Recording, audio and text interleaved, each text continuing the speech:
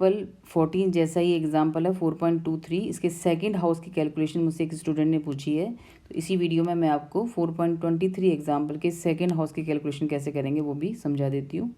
क्योंकि ये भी लगभग वैसा ही है जैसे 14 एग्जाम्पल है, इसलिए इस वीडियो के साथ ही मैं आपको बता रही हूँ।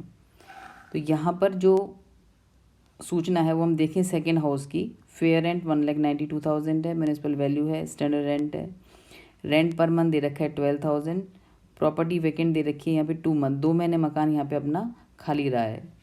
म्यूनिसिपल टैक्स जो है म्यूनिसिपल वैल्यू का 10% है जो किराएदार ने चुकाया है। तो मैं अपने को म्यूनिसिपल टैक्स यहाँ पे लेस नहीं करना है क्योंकि किराएदार द्वारा चुकाया गया है।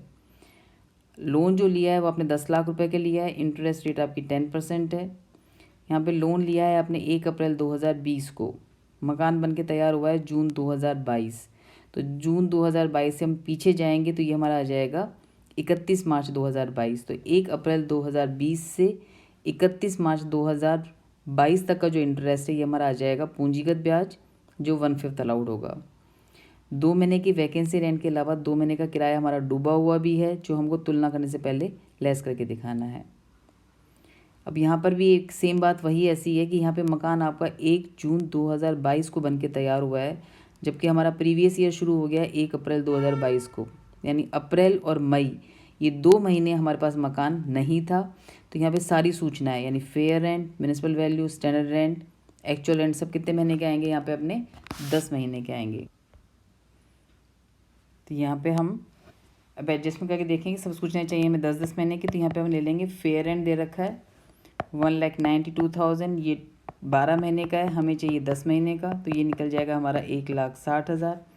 ऐसे पहले म्यूनिसिपल वैल्यू है हमारी 1,44,000 की, ये दे रखी है हमें 12 महीने की, हमें चाहिए सिर्फ 10 महीने की, ये हमारी हो जाएगी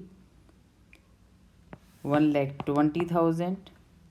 ऐसे ही जो स्टैंडर्ड रेंट है वो हमें दे रखा है यहाँ पे 1,56,000 इंटू 10/12 कर देंगे तो ये हमारा हो जाएगा 1,30,000।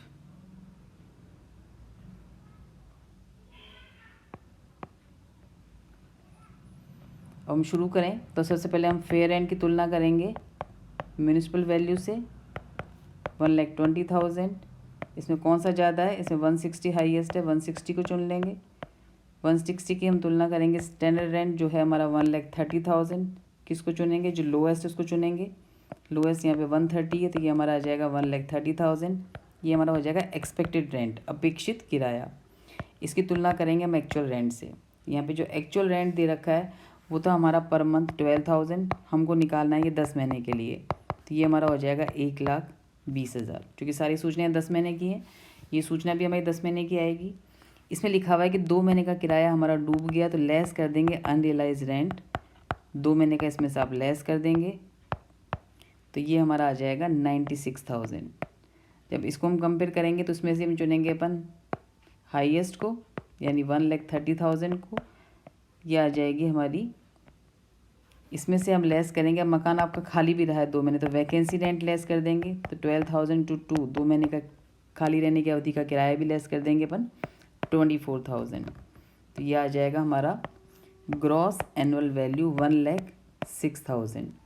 अब यहाँ पे म्यूनिसिपल टैक्स जो है वो म्यूनिसिपल वैल्यू का 10% है, पर किराएदार नहीं चुकाया इसलिए हम उसको म्यूनिसिपल टैक्स लेस नहीं करना है, तो यहाँ पे म्यूनिसिपल टैक्स हमारा आ जाएगा नील।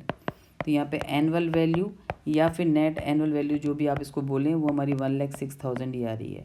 अब यहाँ पे एक बात ध्यान रखना, यहाँ पे किराएदार ने चुकाया इसलिए हमको म्यूनिसिपल टैक्स नहीं घटाना है, लेकिन यदि यहाँ पे हम लोग को म्यूनिसिपल टैक्स घटाना होता तो यहाँ पे म्यूनिसिपल टैक्स जैसे हमने यहाँ पे म्यूनिसिपल वैल्यू ली है 1,20,000 10 महीने की, जब म्यूनिसिपल टैक्स चुकाने की सूचना करेंगे तो म्यूनिसिपल टैक्स 1,20,000 का नहीं होगा, ये टोटल अमाउंट यानी ये हमारा 1,44,000 का 10%। यहाँ पे जो म्यूनिसिपल टैक्स अपन लेस सीधी करना होता तो यहाँ पे अपन लेस करते 14,400, क्योंकि म्यूनिसिपल टैक्स के लिए नियम ये होता है कि जितनी राशि आपने चुकाई है वो पूरी लेस करेंगे, चाहे वो किसी भी वर्ष से संबंधित हो।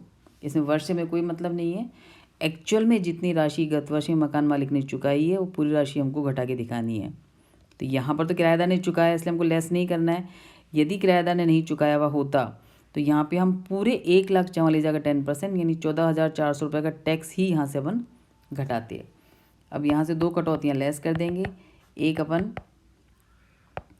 स्टैट्यूटरी डिडक्शन लेस कर देंगे जो है हमारा एनुअल वैल्यू का 30%, और एक हम लेस कर देंगे इसमें से इंटरेस्ट ऑन लोन। तो ये तुम्हारा आ जाएगा 31,800।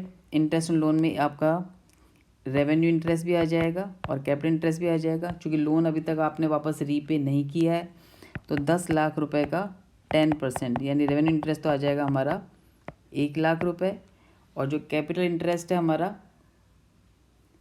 वो हमने लोन लिया था 1 अप्रैल 2020 को, मकान बन के तैयार हुआ है हमारा 1 जून 2022 को, जिसके पीछे हम जाएंगे तो 1 अप्रैल 2020 से 31 मार्च 2022 तक का जो ब्याज आएगा कि हमारा पूंजीगत है, जो हम कितना अलाउड करेंगे 1/5 अलाउड करेंगे।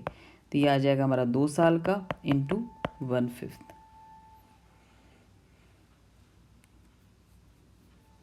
ये आ जाएगा हमारा 40,000। तो टोटल जो हमको छूट मिलेगी ब्याज की वो मिल जाएगी 1,40,000।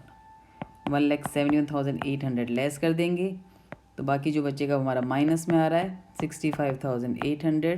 तो ये हमारी हो जाएगी taxable income from house property. तो ऐसे 23वें एग्जाम्पल का जो सेकंड हाउस है वो भी आपका 14 एग्जाम्पल जैसे ही सॉल्व होगा। दोनों एग्जाम्पल को करके देखना, फिर भी कोई डाउट आए तो मेरे से पूछना। इस चैप्टर का मेन जो पार्ट है वो मैंने आपको यहाँ तक समझा दिया है। कुछ एडजस्टमेंट और है, जैसे एडवांस कोई बकाया किराया आपको प्राप्त हुआ है या कोई डूबा हुआ पैसा वापस वसूल हुआ है, उसके कुछ पॉइंट्स नोट्स में दे रखे हैं आपको। उनके एग्जाम्पल में कोई पॉइंट आता है तो आप नोट्स पढ़ के ट्राई कीजिए। यदि नोट्स से समझ में नहीं आता है तो फिर मैं आपको वीडियो बना के समझाऊंगी। अदरवाइज़ एक तरह से मैं इस वीडियो को यहाँ पर श्रृंखला को बंद कर रही हूँ। अब आपके जो डाउट्स होंगे तो मैं आगे वीडियो बनाऊँगी, नहीं तो मैं हाउस प्रॉपर्टी की वीडियो यहीं पर ही ख़त्म कर रही हूँ।